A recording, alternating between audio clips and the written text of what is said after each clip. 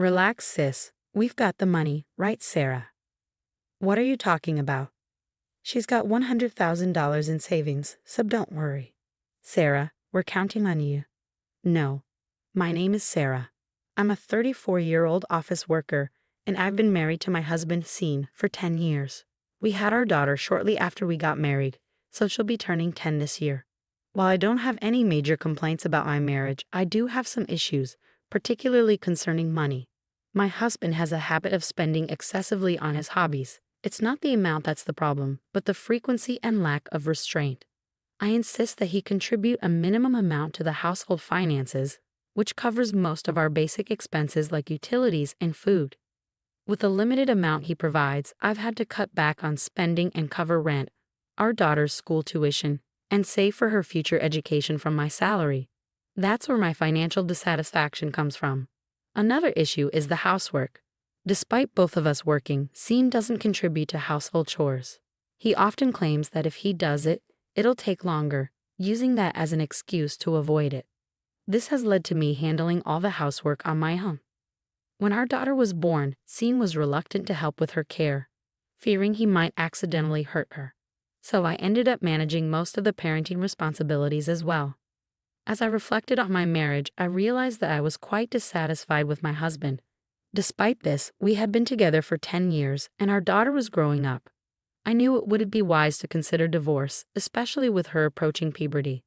I tried to convince myself that no marriage is perfect and that disagreements are part of any relationship. However, a recent event made me reconsider. The catalyst was my sister-in-law. One day, she showed up at my doorstep unexpectedly.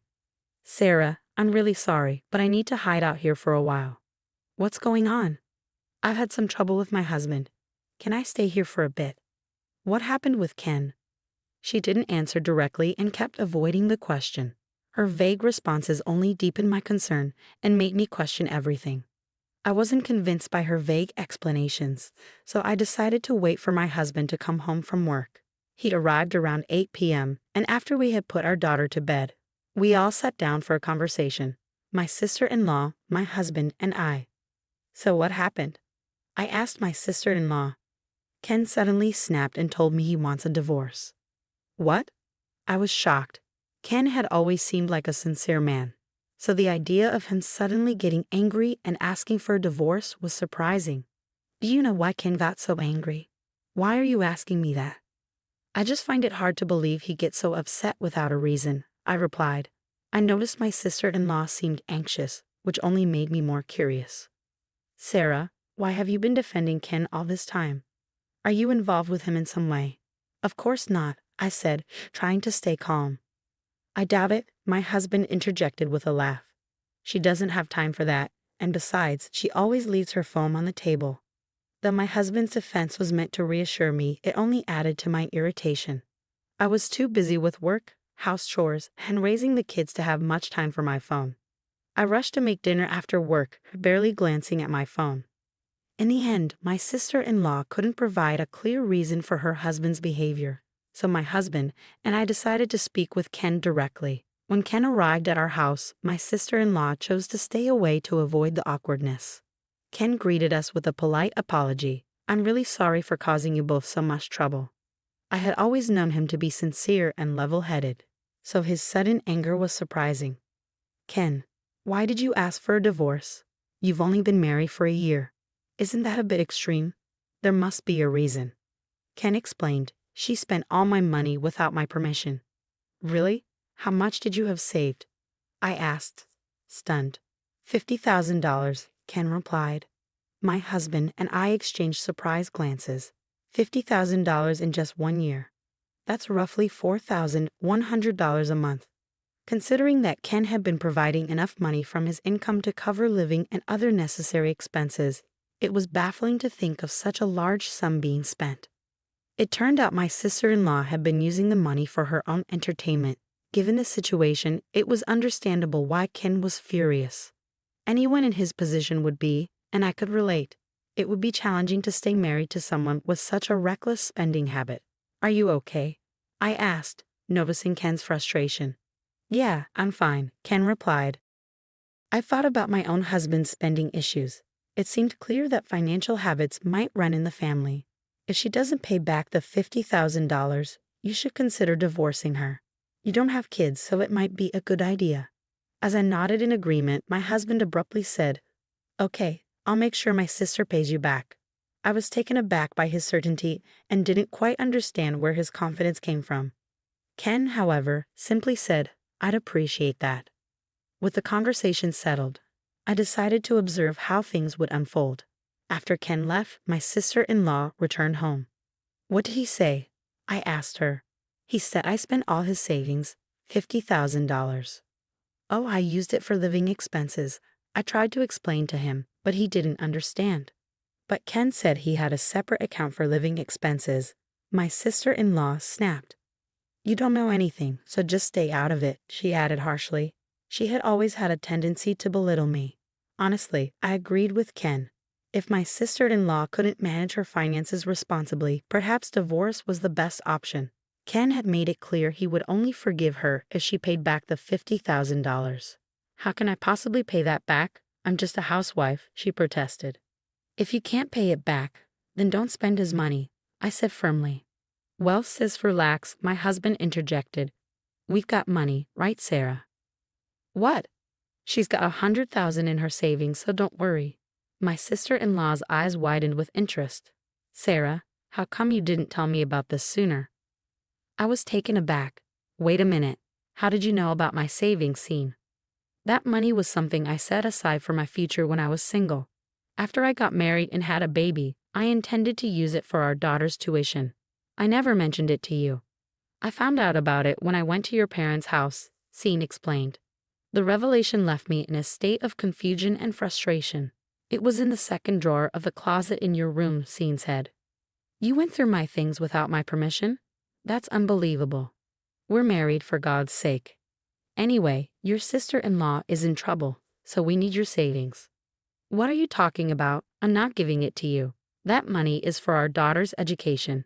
There's no way I'm handing over $100,000 just like that." "You've got $100,000, so give her $50,000. "Huh? Then why don't you pay her instead?" "Whoever has it should pay."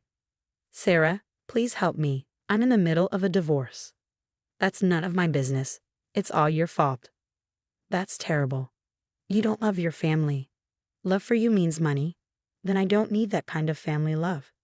If you don't give me $50,000, I'll divorce you," Scene declared, pulling out the divorce papers from the drawer.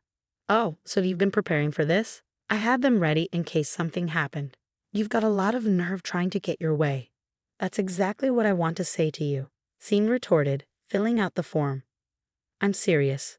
We can divorce at any time." My sister-in-law grinned as she watched the confrontation unfold. "Well, I'll be one of your witnesses," my sister-in-law said, signing the form with a smirk. "You can either pay me $50,000 or get a divorce," she added. I was baffled by how they thought they could intimidate me. I decided to play along and let the moment pass. The next day, I brought my in-laws and Ken to my house. "Why are you here, Ken? And Mom and Dad, what's going on?" I asked. "We heard the whole story," Ken said. "Scene, don't embarrass yourself," his mother advised. "Sarah, I'm truly sorry about my foolish son and daughter," his father said. "Ken, we also owe you an apology," I said. "Why are you apologizing?" My sister-in-law snapped. "Shut up," her mother said sharply. "We went through your room and found a lot of brown bags and jewelry." "How did you find out?" I asked, stunned. "Ken asked me to look into it," she explained. "You've always had a habit of hiding things you bought from us since you were a child. I can't stay married to you after you lied about using the money for living expenses," Ken said. "I want you to pay back the $50,000 and get a divorce." "Oh no," my sister-in-law protested. "And Scene, you'll be getting a divorce too," Ken added. "What?" Scene exclaimed. "Sarah already filled out the divorce papers and I signed as a witness. We've already submitted them," Ken said firmly. "What? I won't allow this," Scene shouted. "Won't allow it? What are you talking about? You threatened divorce and demanded that someone who has nothing to do with this take on the debt. You're disgusting," Ken said angrily. "Sarah is my wife, not your property," he continued. "She's not born into your family. She's a stranger to you. and you should have more respect and care for her." When my parents-in-law confronted my husband with a solid argument, he hung his head, unable to respond. My sister-in-law seemed completely overwhelmed and just stood there silent. Thanks to my parents-in-law's intervention, the conversation went smoothly for both Ken and me, and we were able to finalize the divorce without any issues. My sister-in-law sold as many brand-name goods as she could, managing to pay back about $20,000. The remaining balance was covered by my parents-in-law, and she now has to repay them. Under their supervision, she works from morning till night in an effort to settle her debt. As for my ex-husband, I've requested child support. I heard that he now lives alone in a cheaper apartment, but his salary barely covers the rent, living expenses, and child support. Despite moving to a less expensive place, his habit of spending recklessly means he's always broke and has no savings.